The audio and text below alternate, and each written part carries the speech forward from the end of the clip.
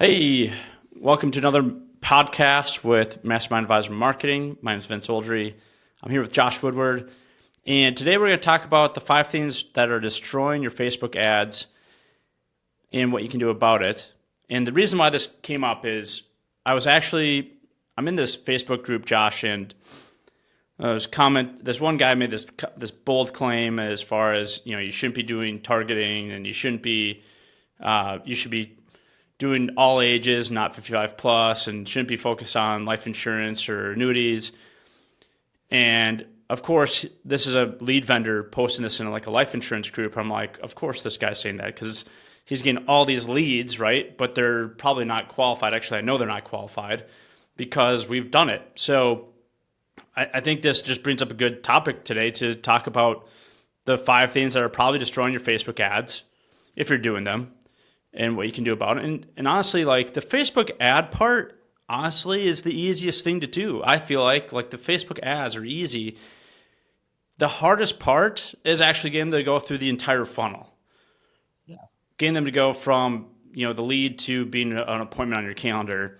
And then the second part with that is the quality of it. So I think what this guy obviously is trying to do is make a bold claim to really try to get people to reach out to him. And so I made a comment and he kind of attacked me saying, I do this for CFPs and broker dealers, blah, blah, blah. I'm like, I am a CFP.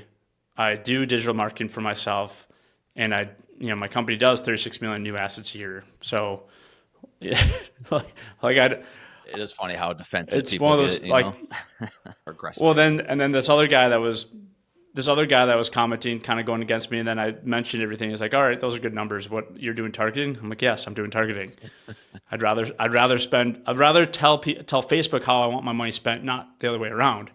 But that's not what Facebook tells you, right? Facebook says, "Let the algorithm do it," and that's what a typical digital marketer would say. Let the Facebook algorithms take over, and blah blah blah. Yeah, if you want to waste a lot of freaking money, go for it. I mean, I remember spending thousands of dollars on these random digital marketers that freaking claimed they could do digital marketing for me, and they just failed. Sorry, I'm getting a little upset because This is a heated topic. a little money wasted. Yeah. Well, this is why I created what I've created. Yeah.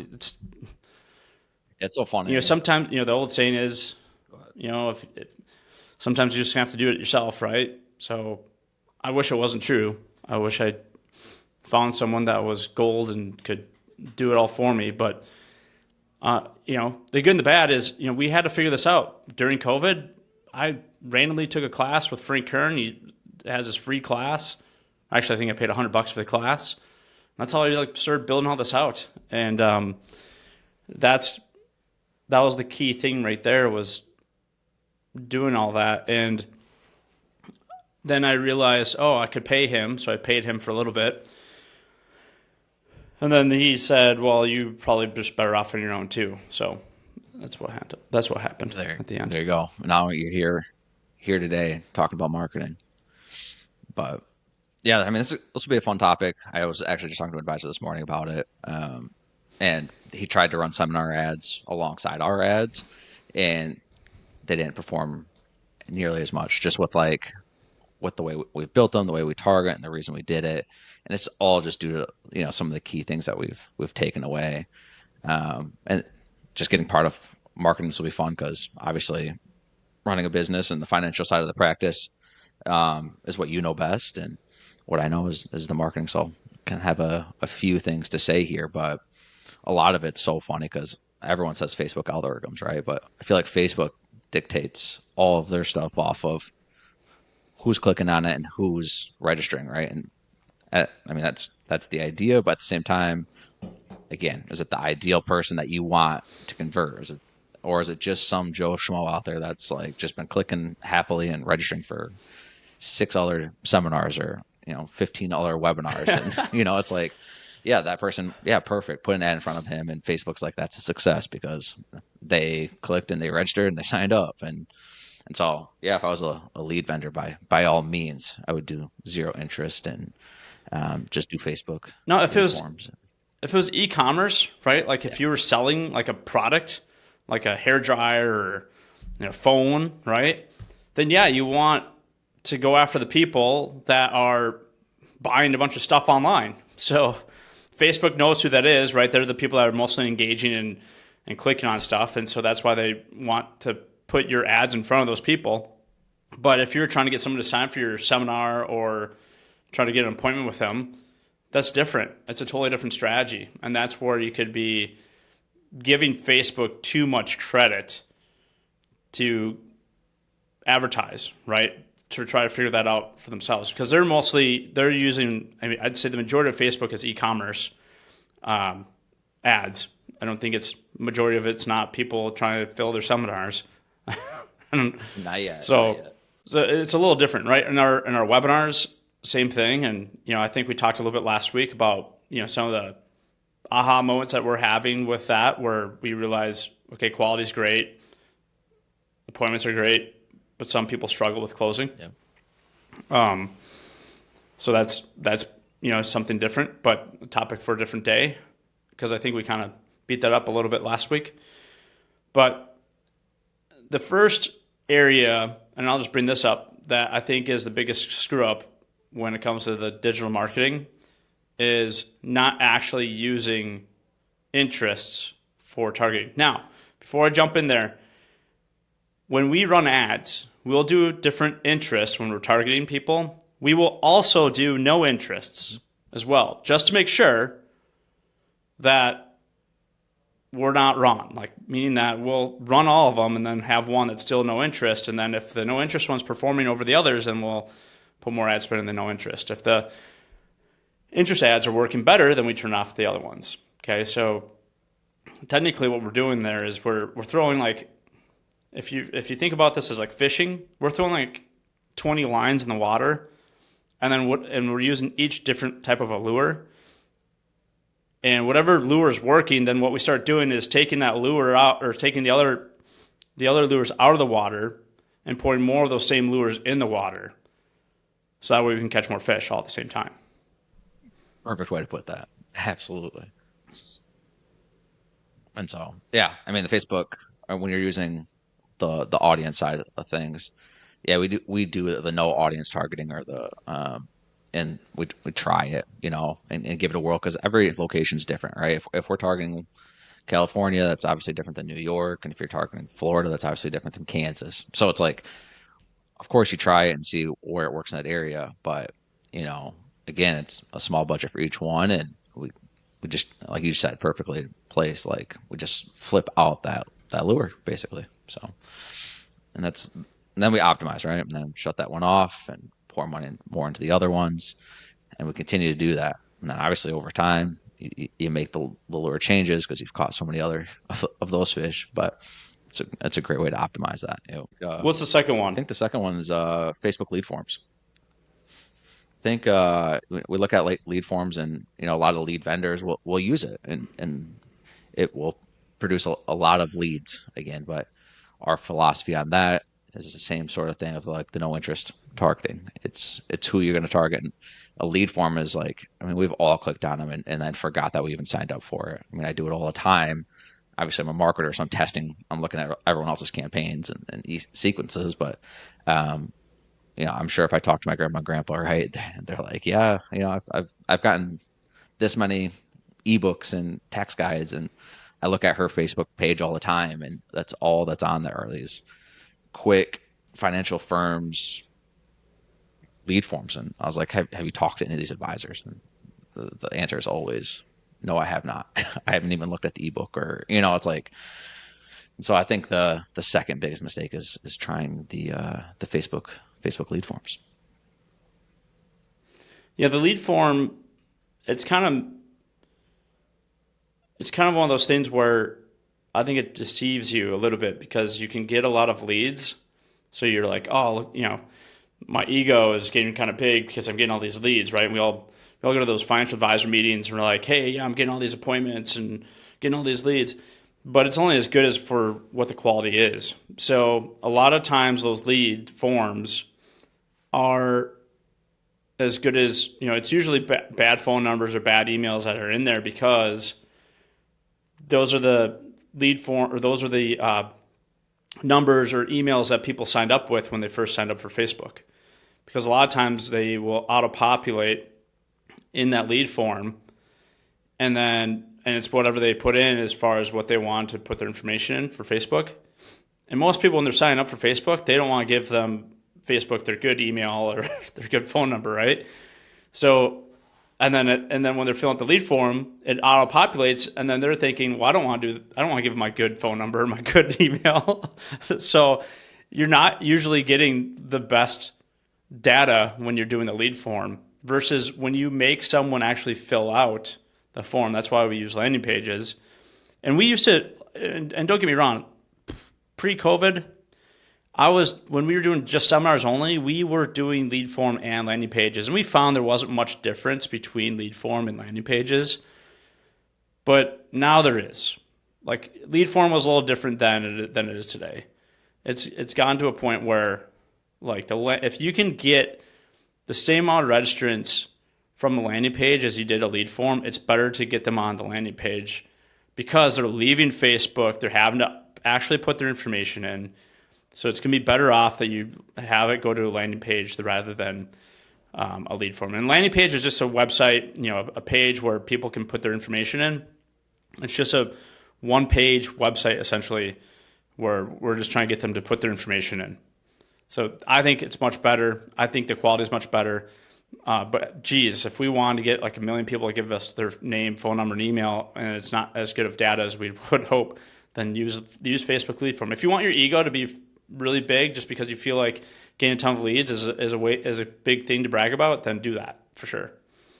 Yeah, absolutely. And yeah, I mean, you got to make someone work for it, right? And I think especially with seminars, like if you're trying to get someone to come to a class, if they're just clicking on a lead form, I mean, that's super quick. And then you're hoping your emails, your text messages, and your calls are really convincing them that they should show. And then you have huge emphasis on that. But when you have a landing page, you made them come off. They're looking at that landing page for some more information, and then they're sold, right? The landing page does the extra selling. They're more invested. Like even our landing pages have it's a double opt-in. So like they put their basic information in the front, and then they put their address in. We do that because it's funny to see like the people that put their address in are the ones that show up to the seminar. Like if they don't put their address in, they just did the quick sign up and then logged off and didn't do the second opt-in. They're not likely to show. And that just goes to show like the more work you make someone to invest their time into signing up, right, the more likely they are to show. And at the end of the day, that's what everyone wants, right? I mean, it's cool to say, dude, I had 90 people sign up for my seminar last week. And then you ask them, well, how many people show? And they're like, well, 10 households show. And it's like kind of the point, right? And I'd rather have 20 and have, 15 or, that kind of math or whatever, the show on the percentages of that aspect. Yeah, I agree.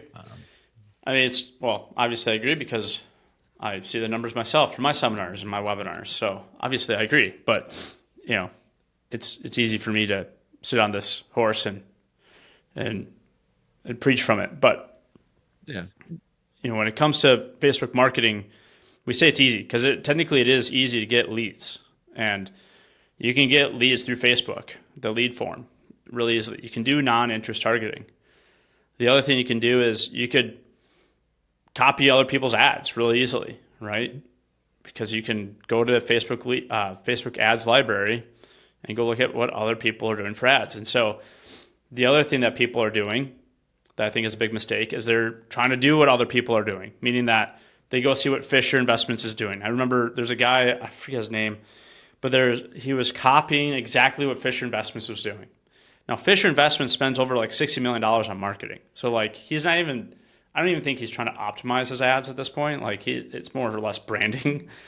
But the guy is like, I can't get that. Like I did the same things. I had the same questions, blah, blah, blah. It didn't work. So digital marketing doesn't work. I'm like, well, yeah, because you think Fisher's, like his digital marketing is technically working that well. I mean, I'm guessing his ad cost is through the roof. Like I bet you it's really not that efficient. I think his Google pay-per-click stuff is probably better, much better than his Facebook marketing. Yeah. But his Facebook marketing, I don't know. Based on what I've seen, it's pretty old school, and I'm like, this is. I think they're just doing it just to do it. I don't think they're actually looking at their numbers. It's so funny with But fish. when you have $60 million to spend, I don't think you care. They kind of just let it go out the window, right? But Well, it's like any other like big brand. I mean, like your what Coca-Cola does, right? It's like if I was a small time brand new soda pop in the industry, and if Coca-Cola's doing these huge commercials and running these crappy ads on Facebook or YouTube, it's fine because they have the brand and the awareness and it's out there. Like their goal and like their philosophy on marketing is completely different than what ours is because I'm just trying to sell pop. What Coca-Cola is doing is trying to build this huge, massive brand that they've already established, right? And Coca-Cola started off selling soda at a small level, and then they got to a branding, and then you can run huge, massive commercials that people say don't convert well, but it's because their ideology or what they need of marketing is completely different than someone that's smaller and go. So like I'm all for, and like I think that's kind of like a secret tool that not a lot of advisors or people in our industry know is there is an ad library that Facebook provides, and you can literally search. You can search our ads. You can search any advisors or anyone that's marketing Facebook's ads and look at them, and that's great. But make it your own to an extent, but make sure you're like if you're gonna look at someone's ads, don't mimic Fisher Investments. Their philosophy is completely different. They have a huge, big budget. Look at um, just ads that are kind of in that same sort of realm of what you're trying to accomplish. Like your goal is pure. I need butts and seat. I need good quality people sitting in. I need appointments and driving that. Fisher's probably just pure numbers, right? And just get his name out there and just blast it. And you can do that when you have a big budget, but smaller budgets, you just need to hone in and more optimize your ads towards you and your goals, and to make sure you're not trying to copy like so big copy fish. the right kind of ad is what you're saying, Yes, thank you. With that long or what we're rant, saying, I should yeah, say. with that long rant, that's exactly Yeah. the point I'm trying to get. I mean, that was my point. Is that you shouldn't be copying someone's ad that you don't know if it's working or not. You're just assuming it's working because they're a big brand, and Fisher Investments is one of them. I have no idea what I always see like Athene's annuity, Athene annuity or Allianz Life. They're throwing their ads out there. I'm like, those look so bad, but I don't know if they're working or not. I'm just assuming that they're not working just because they just have a budget to throw at it and they're not even really trying. Versus, for most of us, our small business owners, we have a budget.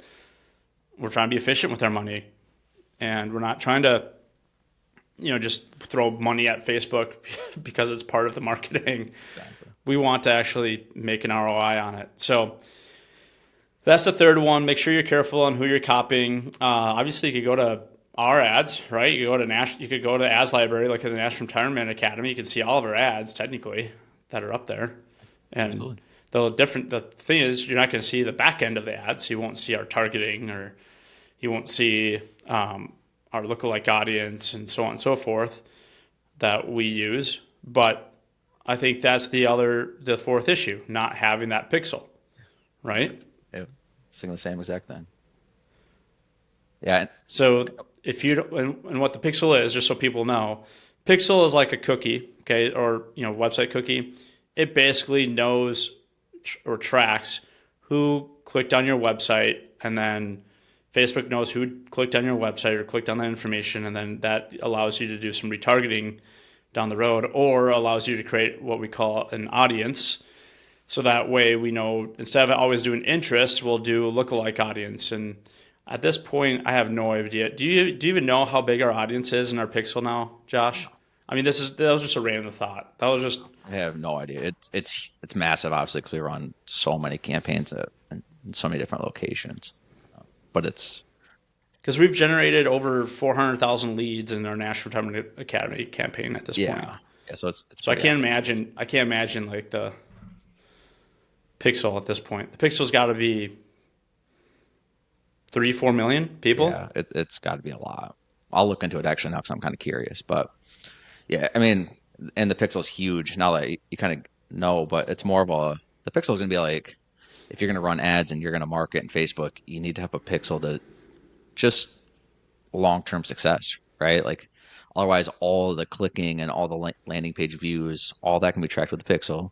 And if you don't have it, all that data is gone and it's wasted. So if you're running campaigns in Facebook, make sure your pixel's added to it. Make sure you're collecting the audience because that's how Facebook knows, like on our stand, that's how Facebook knows to target, even in our interest groups, like these are the people that have been converting for National Retirement Academy, you know? Um, and then the other thing is you're collecting all these people and you can also then retarget. But if you're not having a pixel, basically a way to track the success, you're basically wasting a lot of money because you have none of that data that you could have had.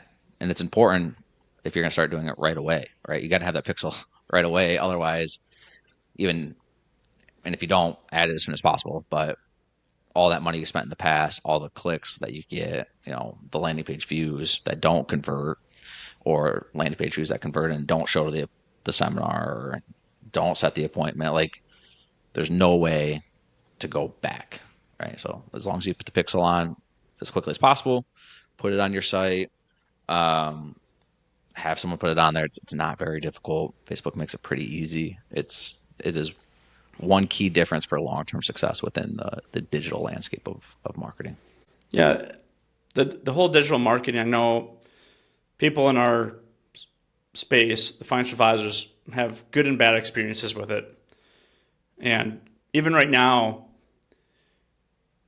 we got introduced to an FMO that has been using a particular person or company. And I think maybe that particular company got a bit comfortable, I'd say, you know, based on how much they were doing with that one FMO. And maybe thought they were kind of locked in, or, you know, they didn't have to worry about their job security in a way. But then advisors started not getting the results they wanted.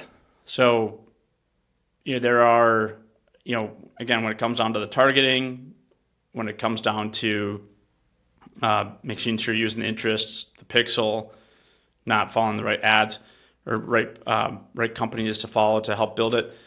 But lastly is technically the image and how you build your copy. More than likely, a lot of you are using just super basic copy, which I see it all the time. Hey, are you wondering how your retirement plan is going to make it through retirement? Click below to set up an appointment. What the heck? It's pretty good. I think that's If that's working, good for you, because yeah. but I can almost guarantee you it's not.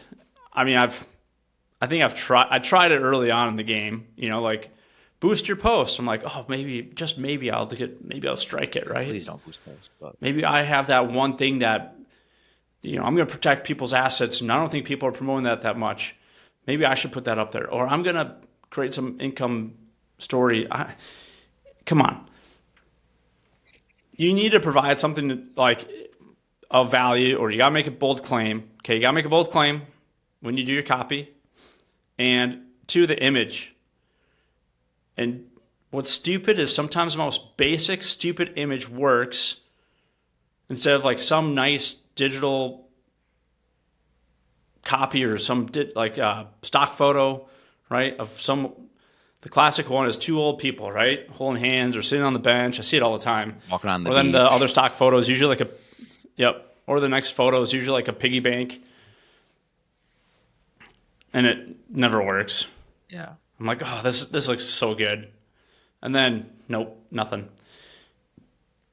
And that was a long time ago, though, sadly. Yeah. I mean, yeah, imagery and stuff like that it can play a role. And like, I think a lot of times with our setup is like, it's like the back in the day, you know, advisors would send like the ugly postcard, right, for in the mail, and it'd be like that yellow one that's very ugly, and that would usually outperform like the very nicely designed ones for the most part, right? And that's kind of like that works in Facebook as well. The not super ugly, but you know, the quick snap on the cell phone of like we have one it's literally printed off on my printer, a one sheeter on a desk, picture of it, right? And that works really well. Or writing, but the other thing is like maybe you can do nicely photos, right? Like a really professionally done designed photo. But if you're going to do that, I'm going to sneeze here in the mic. So here goes the breathing comment. But um, if you're going to do a nice photo, it can't be again, the same one that everyone's using along with the same copy, right? Like that has to be custom towards you, unique and to the point and designed for the site. But it is funny on how well the cell phone picture does compared to one that's designed professionally. Yeah, the classic stock photo or the classic photo of the advisor standing there. It's just the amount of entitlement that I think, or the amount of ego that we all have as advisors. We just think people are so lucky to meet with us, so they better book an appointment. Yeah. It's kind of like the attitude. Yep. And I don't think, unfortunately, that doesn't work. I would and you know what I'd love most? I would love most if people would just come through Facebook, sign up through my Facebook ad, and then say, hey, I want to work with you. Just straight up. Like, hey, what do I sign? That'd be great. That's the dream. I mean, absolutely. I mean, who wouldn't want that? Maybe we can do that. Maybe let's just run an ad straight to an application, and see if they'll fill it out and start Like a working. nudity app? Yeah, Let's just do like a nudity app. as well. Minimum $1 million nudity Let's app. try it. Something like Let's that. try it. Right to a DocuSign. See if it works. Yeah. Bank account statements. So, unfortunately, that's we're Well, I joking. mean, on that note, I know this is a side note, but on that note, I know you've actually gotten people to, pay for an estate plan directly, Yeah. right? Again, yeah, but that's that that sale is a $4.99 deal, right? And that's again, that dream is like the e-commerce, right? It's like you're pushing a small product. I'm not trying to convince someone to give me their life savings very quickly, but yes, we do can convince someone to watch a quick. Even that funnel is not right to an application. They're going to watch a small webinar that's 15-20 minutes, and then they'll purchase right after that. But that is, yes, absolutely part of that. But quite different. Because again, I think most advisors want the $1 million client, right? And you're a 15-minute webinar, and maybe I'm wrong. I don't think I am, but maybe I am. But they're not going to watch a 15-minute webinar and then fill out an annuity application right afterwards. So, Vince, if you're willing to test it, we can test it with you and spend the money. But it might be a little bit. I'm going to save my money, but if there's an advisor out there that wants us to help test that, well, Yeah, we're happy to do so. Just kidding. We would strongly recommend not to do that, but again, if I can't yes, convince that's you, right. that's fine. It's fine. I'll have to have you sign an agreement saying that we are not at fault if it does not work.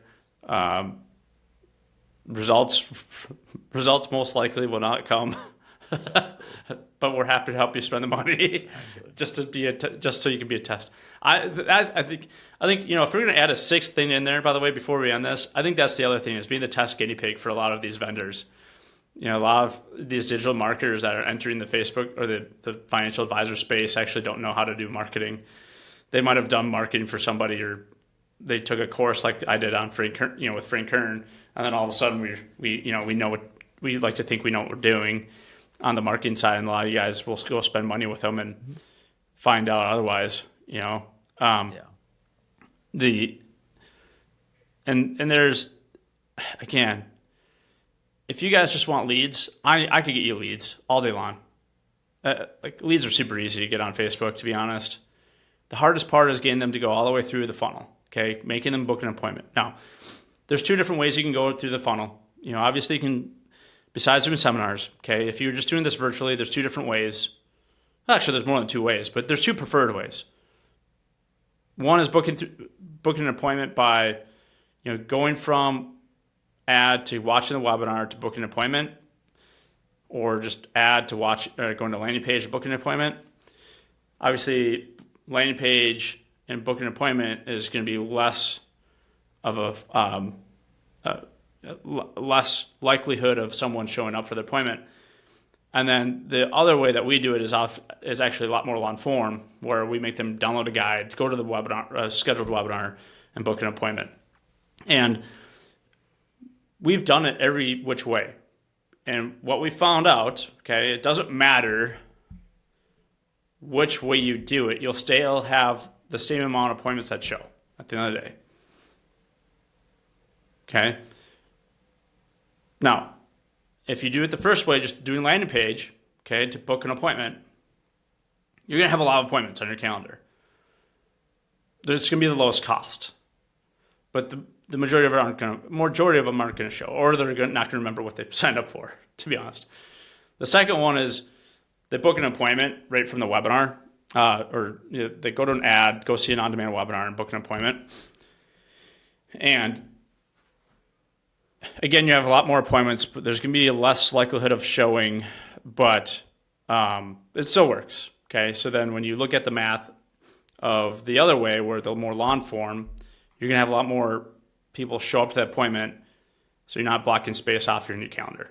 Yeah, I have this conversation often because obviously, if you're listening to this podcast, you know our philosophy, right? We're on that third funnel. Like that's the route we go with for the majority, if for everyone, right?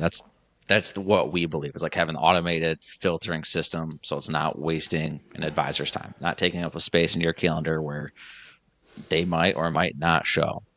And there are advisors that we work with that are like, hey, I would rather just have 10. And I'm like, I want 10 appointments a week. And I was like, okay, but 3 of those are going to show. Okay, well, you're having 3 appointments right now this week. How many showed? They all showed.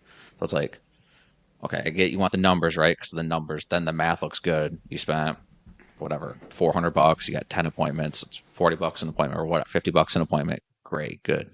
But how many showed? Then you like cost per show, and it's like, it's the constant conversation I have all the time. And so we're happy to do, funnel 1, funnel 2 for people. But if you listen to the podcast, you kind of know our philosophy on that. Well, there's a guy that I work with. He says, he's like, I get 40 appointments a month. I'm like, all right, great. There's no way, okay, that anyone could be productive with 40 appointments a month. I mean, maybe if you're doing the old classic turn and burn, okay, where you're just bring me what you got, let's go with the easiest low-hanging fruit, and then on to the next one. Okay, now there's a FMO that does that, and they do a ton of dinner seminars. Yeah, you're doing 40, 50 appointments, and you're closing on that first appointment, and you're doing a lot of little deals, little $20,000, $30,000 type annuities.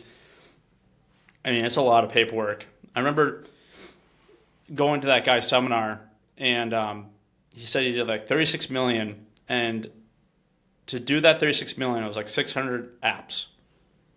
And I started doing the math. I'm like, holy crap, that sucks. It sounds miserable. Which is why I think he started the FMO.